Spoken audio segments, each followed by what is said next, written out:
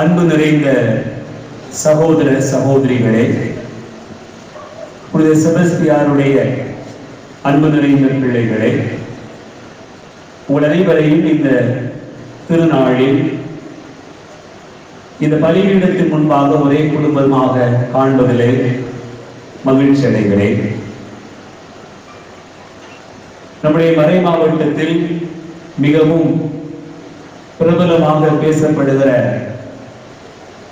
திருத்தலங்களில் அல்லது செபஸ்தியார் ஆலயங்களில் மிக முக்கியமாக பேசப்படுகிற ஆலயம் வெள்ளாளங்கோட்டை புனித செபஸ்தியார் ஆலயம் என்பதனை நாம் எல்லோரும் அறிந்திருக்கிறோம். இந்த பாதுகாவலர் செபஸ்தியாருடைய திருவிழா நாள் இன்றைக்குத்தான். நம்முடைய திருநாளை நாம் கடந்த 15ஆம் தேதியிலே தொடங்கி இருந்தாலும் கூட 20ஆம் தேதி ஜனவரி 20ஆம் தேதி தான் புனித செபஸ்தியாருடைய விண்ணக பிறப்பு பெருநாள். ஆகவே இந்த மகிழ்ச்சி பொங்குகிற நாளில் நம்முடைய ஆலயம் 210வது ஆண்டு திருவிழாவை கொண்டாடுகிறது என்பது உண்மையிலேயே பெருமைக்குரிய வரலாற்று சிறப்புமிக்க ஒரு கொண்டாட்டமாக அமைந்திருக்கிறது என்பதனை நான் நினைத்து பார்க்கிறேன். ஆகவே இந்த நாளில் சிறப்பாக செபஸ்தியாருடைய திருநாள் இன்று இந்த நாளில் அனைவருக்கும் வாழ்த்துக்களை வந்திருக்கக்கூடிய அருள் தந்தையர்கள், அருள் சகோதரி மற்ற அனைவரின் சார்பாக நம்மோடு தெரியப்படுத்திக் கொள்கிறேன். ஒருவருக்கு ஒருவர் கரம் தட்டி திருவிழா மகிழ்ச்சியை வாழ்த்துக்களை நாம் பரிமாறிக்கொள்வோம். அன்பார்ந்தவர்களே, இந்த திருவிழா நாளில் புனித செபஸ்தியார் வேத சாட்சிகளுக்கு முன்னோடியாக இருந்தார் என்று நாம் இன்றைக்கு மிகப்பெரிய விழாவாக கொண்டாடுகிறோம். வெள்ளாளங்கோட்டைக்கு ஊருக்குள்ள நுழையும் போது வழக்கமா நானும் ஃபாதர் ஜோசப் ஒவ்வொரு முறையும் குறிப்பாக வந்த பிறகு கடந்த 2-3 மாதங்களாக ஒவ்வொரு முதல் ஞாயிற்றுக்கிழமையும் பூசைக்கு வந்துகிட்டு இருக்கிறோம். அப்படி வரும்போதெல்லாம் உள்ள நுழைஞ்ச உடனே நுழைய முடியாத அளவுக்கு கூட்டம் நிரம்பி இருக்கு. அப்படி நிரம்பி இருக்கிற இந்த திருத்தலத்திற்குள்ளாக நுழைவது என்பதே மிகப்பெரிய ஒரு ஆசீர்வாதமாக எப்போதும் பார்ப்பது உண்டு. இன்றைக்கு இந்த விழா நாளில் உள்ள நுழைஞ்ச உடனே விளக்குகள் எல்லாம் அப்படியே கண்ணெல்லாம் பறிச்சு நிற்கும். கொஞ்சம் கருப்பா இருந்தா கூட ஆள் கலரா காட்டினாங்க. அவள் பங்குச்சாமியார் ரொம்ப நல்லா கலரா காட்டுறாங்க. பிறகு என்னைய மட்டும் என்ன வரிசா காட்டும் இல்லையா? எல்லாரையும் தான் காட்டு இல்லையா? அப்ப எல்லாரையுமே ரொம்ப பிரைட்டா காட்டு. நீங்க கொஞ்சம் பேர் கூடியிருந்தாலும் மண்ணின் பிள்ளைகள் நாம் எல்லாருமாக இணைந்து இந்த பாரம்பரியமான விழாவை அப்படியே சிறப்பாக கொண்டாடி தயாரித்துக் கொண்டிருக்கிறோம். அதனால ஒளி வெள்ளத்தில் வெள்ளாளங்கோட்டை இன்றைக்கு அப்படியே செபஸ்தியாருடைய நாளில் அப்படி ஒரு சிறப்பு மிகுந்த ஒரு கொண்டாட்டத்தை ஆரம்பித்திருக்கிறது. எனக்கு அன்பார்ந்த சகோதர சகோதரிகளே, திருச்சபையினுடைய வரலாற்றை பார்த்தோம் என்று சொன்னால் அதனுடைய தொடக்கம் எப்படி இருந்தது அப்படின்னு பார்த்தோம்னு சொன்னா மிகப்பெரிய ஆச்சரியமா இருக்கு. இன்றைக்கு நாம இவ்வளவு வெளிச்சத்துல செபஸ்தியாரை கொண்டாடுறோம். இவ்வளவு பெரிய பாரம்பரியமான ஒரு ஆலயத்தை கொண்டு அந்த ஆலயத்தில் எப்போதுமே நிரம்பி வழிகிற கூட்டத்தை கண்டு அந்த ஆலயத்திற்குள்ளாக நமக்கு தேவையான எல்லா வசதிகளையும் கொண்டு கொண்டாடுகிறோம். உட்கார்றதுக்கு சேர்லாம் உட்கார்ந்து ஜம்முன்னு உட்கார்ந்துருக்கீங்க. கோயிலுங்கிற கோயில்னு சொன்னா அப்படியே சின்ன அப்படி குளிரூட்டுற அளவுக்கு தரை இருக்குது. ஆனா அதுக்கு சைடெல்லாம் பேனை போட்டு விட்டு உங்களுக்கு அப்படியே குழுகுழுன்னு வச்சிருக்கிறாங்க. இப்படி எப்போதுமே செபஸ்தியாரை ஒளி வெள்ளத்துல பார்க்குற அளவுக்கு உங்களுக்கு காட்சியெல்லாம் கொடுக்கப்பட்டிருக்குது. இதெல்லாம் பார்க்கும்போது நாம எல்லாம் ரொம்ப கொடுத்து வச்சோம்னா இல்லையா? மண்டே ஆட்டவே மாட்டேங்கிற. ஆமா ஆமா, நாம எல்லாம் ரொம்ப கொடுத்து வச்சவங்க. யாருக்கும் கிடைக்காத ஒரு பெரிய பாக்கியம் உலகத்திலே நம்முடைய தலைமுறைக்கு கிடைச்சது. எப்படி சொல்றோம்னு சொன்னா எங்க அம்மா 2004 இறந்து போயிட்டாங்க, 2005 இறந்து போயிட்டாங்க. 2004 வரைக்கும் எங்க அம்மாவுக்கு செல்போன் என்ன தெரியாது. 2005 சாகுறது கொஞ்ச நாளைக்கு முன்னாடிதான் இது என்னதுயா அப்படின்னு பார்க்க ஆரம்பிச்சாங்க. ஆனா 2005க்கு பிறகு பிறக்கிற ஒவ்வொரு பிள்ளையும் செல்போனோட தான் பிறகு இல்லையா. சின்ன பிள்ளைங்க வீட்டுல எல்லாம் கைகளில் எல்லார் வீட்லையும் பெரிய பெரிய சுழவு அழகத்துக்கு செல்போனே இல்லையா. அதை தட்டி தடவி பார்த்து கொண்டாடி அப்படியெல்லாம் நாம இன்னைக்கு வாழ்வதற்கான பெரும் ஆசை கிடைக்கிறார்.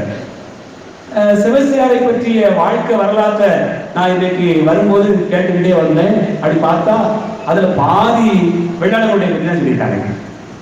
யூடியூப்ல நீங்க பாருங்க, பார்த்துருக்கீங்களா? ஆமா பார்த்துருக்கீங்க. அதுல பார்த்தீங்கன்னு சொன்னா பாதி வெள்ளாளர்களுடைய பற்றி தான் சொல்லியிருக்கு. பாளையங்கோட்டை மறை மாவட்டத்தில் இப்படி ஒரு திருத்தலம் அப்படின்னு சொல்லியிருக்காங்க. வீட்டுக்கு வீடு ஒவ்வொரு வீட்லையும் ஒரு செபஸ்தியார் இருக்காரு, அப்படிதானா நம்ம ஊர்ல இருக்கிறாங்க. அப்படி ஒரு பெருமையும் சிறப்பும் இன்றைக்கு செபஸ்தியாரை குறித்து நாம் நினைக்கிற போது இப்படி பெரும் மகிழ்ச்சி இருக்கிறார். திருச்சபை இவ்வளவு பெரிய வளர்ச்சியை கண்டிருக்கிறார்.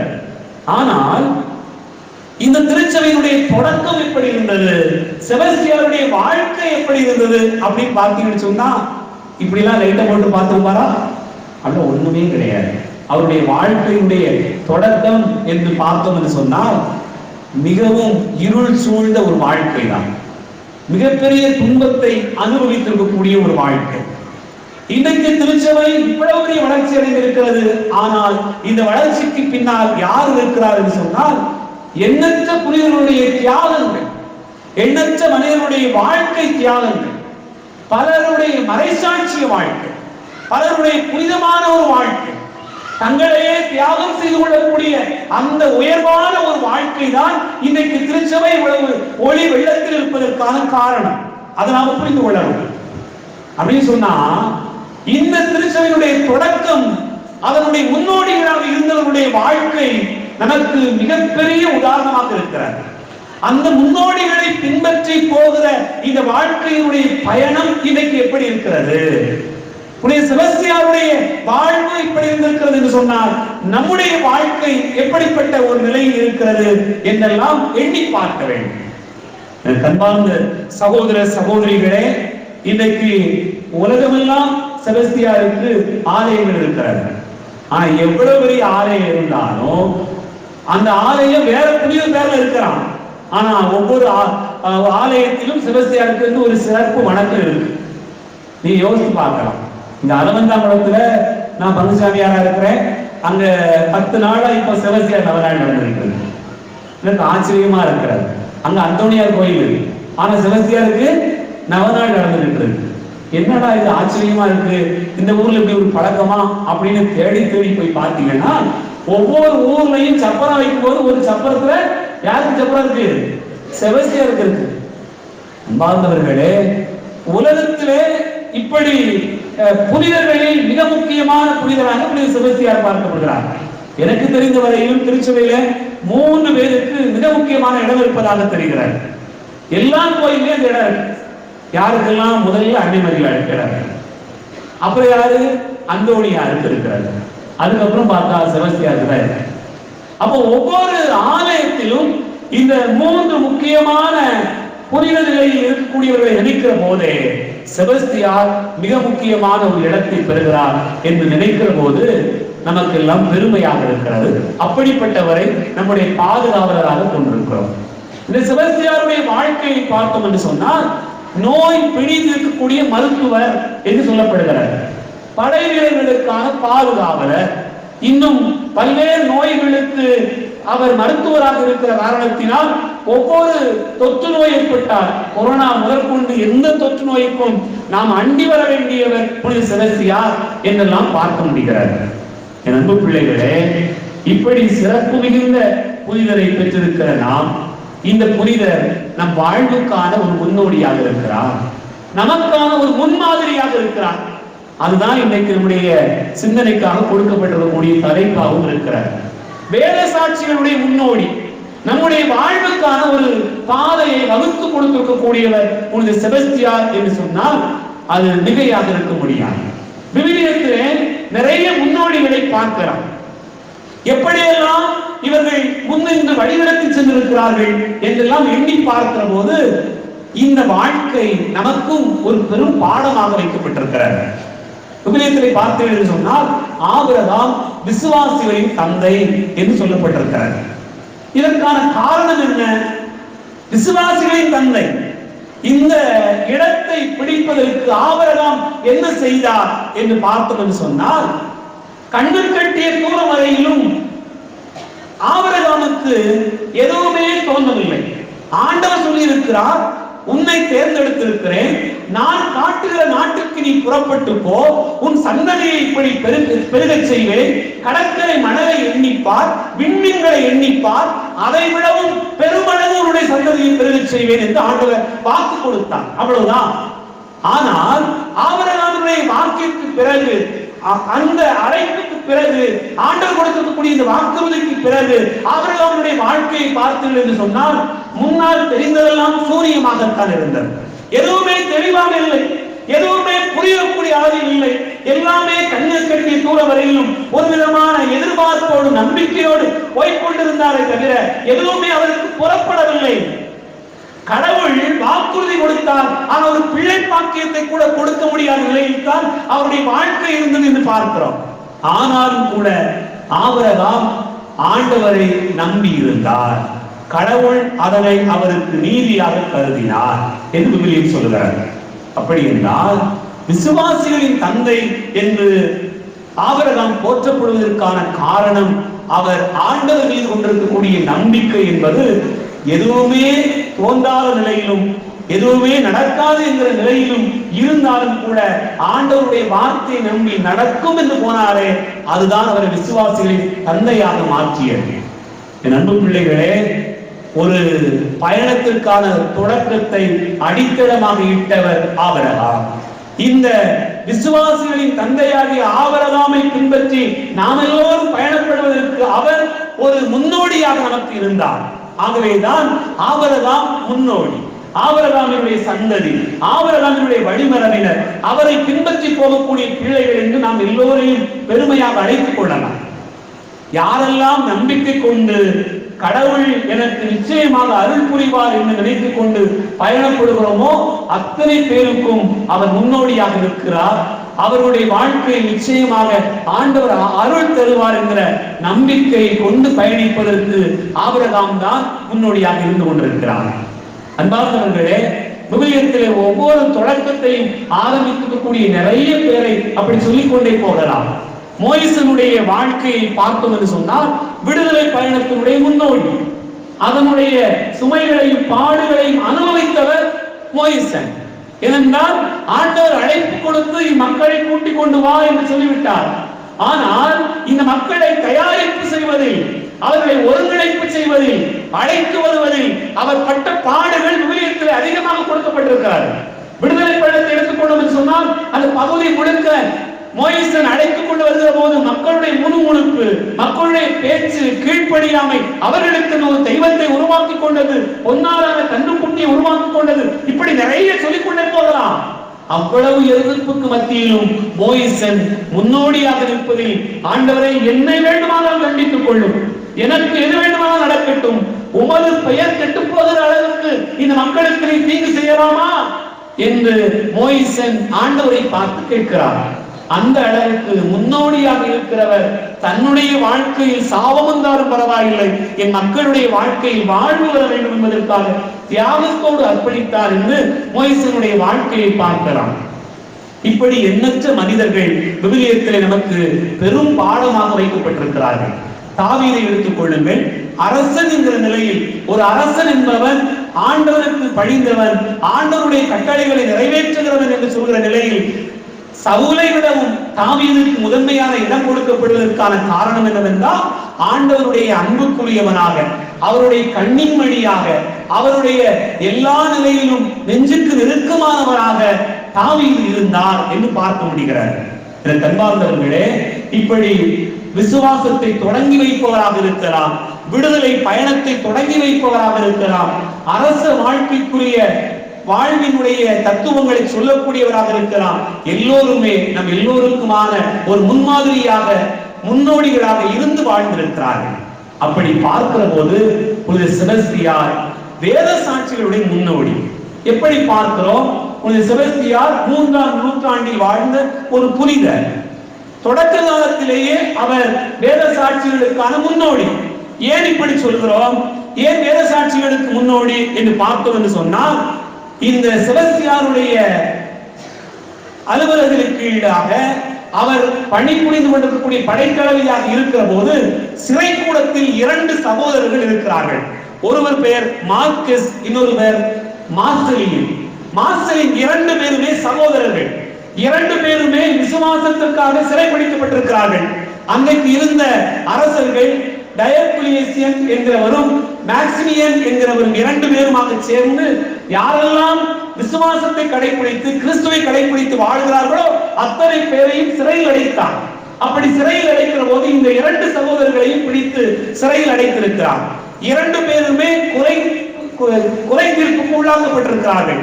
அப்படி இருக்கிற ஒரு சூழ்நிலையில் இவர்கள் இயேசு கிறிஸ்துவை மறுதலித்தால் போதும், உடனே விட்டு விடுகிறோம் என்று சொல்கிறார்கள். இந்த 2 பேரும் தன்னுடைய முழுமையான பெற்றோரை நினைத்துக் கொண்டு அவருடைய விருப்பத்திற்கேற்ப இயேசு கிறிஸ்துவை மறுதலித்து விடலாம் என்று நினைத்துக் கொண்டிருக்கிறார்கள். அப்படி இருக்கிற போது புனித செபஸ்தியார் அங்கிருக்கக்கூடிய நோயாளிகளுக்கும் சிறையில் இருக்கக்கூடிய கைதிகளுக்கும் அடிமைகளுக்கும் கிறிஸ்தவர்களுக்கும் பலருக்குமாக பணி செய்து கொண்டிருக்கிற போது இந்த 2 பேரையும் பற்றி கேள்விப்பட்டு 2 பேரிடத்திலும் வந்து அவர் என்ன பேசுகிறார் என்று சொன்னால், நீங்கள் எதற்காக அஞ்சுகிறீர்கள்? நீங்கள் எதற்காக பயப்பட்டுக் கொண்டிருக்கிறீர்கள்? உங்களுக்கு வேத சாட்சிக்கான மணிமகுடம் காத்திருக்கிற போது கடைசி நேரத்தில் நீங்கள் கிறிஸ்துவை ஏன் மறுதலிக்க வேண்டும்? எதற்காக நீங்கள் என்னை பார்த்து அஞ்ச வேண்டும்? நான் படைத்தளபதிதான், ஆனால் நம் எல்லோருக்கும் தளபதியாக கடவுள் இருக்கிறார், கிறிஸ்து இருக்கிறார், அவருக்கு அஞ்சுங்கள் என்று அவர்களை தூண்டினார், அவர்களை விசுவாசத்துக்கு தூண்டினார். அந்த 2 பேரும் கொல்லப்பட்டார்கள். அவர்களுக்கு முன்னோடியாக யார் இருந்தார் என்று சொன்னால் புனித செபஸ்தியார் தான். அதன் பிறகு செபஸ்தியாருடைய வாழ்க்கையை பார்த்தோம் என்று சொன்னால், செபஸ்தியாருடைய அந்த பணியையும் அவருடைய ஆர்வத்தையும் அவர் கிறிஸ்தவராக இருக்கிறார் என்பதையெல்லாம் கேள்விப்பட்ட பிறகு அங்கு இருக்கக்கூடிய அந்த மேக்சிமியன் அரசன் என்ன செய்கிறான்? செபஸ்தியாரை கொலை செய்வதற்காக ஒரு கம்பத்திலே மரத்திலே கட்டி வைக்கப்படுகிறார். அவர் கம்பத்திலே கட்டப்பட்டு மரத்திலே கட்டப்பட்ட நிலையில் அம்புகள் எய்யப்பட்டு இறந்து போனார் என்று வரலாறுகளை பார்க்கிறோம். ஆனால் உண்மையிலேயே அவர் அந்த கம்பத்தில் கட்டப்பட்ட நிலையில் இறக்கவில்லை. மாறாக அதன் பிறகு அவர் உயிர் பிழைக்கிறார். அவரை ஒரு பெண்மணி காப்பாற்றுகிறார். காப்பாற்றி உயிர் பிழைத்து நல்ல நிலைக்கு ஆன பிறகு மீண்டும் போய் மேக்சிமியன் என்கிற அந்த அரசனிடத்திலே நீ தவறு செய்கிறாய், நீ கடவுளுக்கு எதிராக நடக்கிறாய் என்று சொல்லி சுட்டிக்காட்டினார். அதன் பிறகுதான் அவர் தடியால் அடித்துக் கொல்லப்பட்டார் என்று அவருடைய வாழ்க்கை வரலாற்றிலே பார்க்கிறோம். அன்பார்ந்த சகோதர சகோதரிகளே, எண்ணற்ற மக்களுக்கு அவர் முன்மாதிரியாக இருந்தார். எண்ணற்ற மக்களுக்கு தன்னுடைய வாழ்க்கையை ஒரு முன்மாதிரியாக செபஸ்தியார் அமைத்துக் கொண்டார் என்று பார்க்கிற போது நம் ஒவ்வொருவருக்குமே அவர் முன்மாதிரியாக வைக்கப்பட்டிருக்கிறார். அன்பார்ந்த சகோதர சகோதரிகளே, புனித செபஸ்தியாரிடம் விளங்கிய 2 பண்புகளை நாம் நினைத்து பார்க்கலாம். ஒன்று மன உறுதி. மன உறுதி, இறுதி வரையிலும் மன உறுதியோடு இருப்பவரே தன்னுடைய வாழ்க்கை நிலைத்து நிற்பார் என்று ஆண்டவர் இயேசு கிறிஸ்துவே தன்னுடைய பிள்ளைகளுக்கு அறிவுரையாக சொல்கிற போது சொல்லி இருக்கிறார். அப்படி என்றால் புனித செபஸ்தியாருடைய வாழ்வில் விளங்கிய மன உறுதி எப்படிப்பட்டதாக இருந்திருக்கிறது? எந்த துன்பத்தையும் ஏற்றுக்கொண்டு மீண்டும் அரசனுக்கு முன்பாக போய் நின்று சாதிக்கிற அளவுக்கு அவருடைய வாழ்க்கை உறுதி கொண்டதாக இருந்திருக்கிறார். இரண்டாவதாக புனித செபஸ்தியாருடைய வாழ்க்கையை பார்க்கிறோம், அவருடைய தூய வாழ்க்கை. இந்த துணிவுக்கான காரணம் என்ன? அவருடைய தூய வாழ்க்கை. நாம் விவிலியத்தில் நிறைய தலைவர்களை பார்க்கிறோம். ஆபிரகாம், தாவீது, மோசே போன்ற பலரை குறித்து பார்க்கிற போது அவர்களுடைய தூய வாழ்க்கையே அந்த துணிவை தந்தது.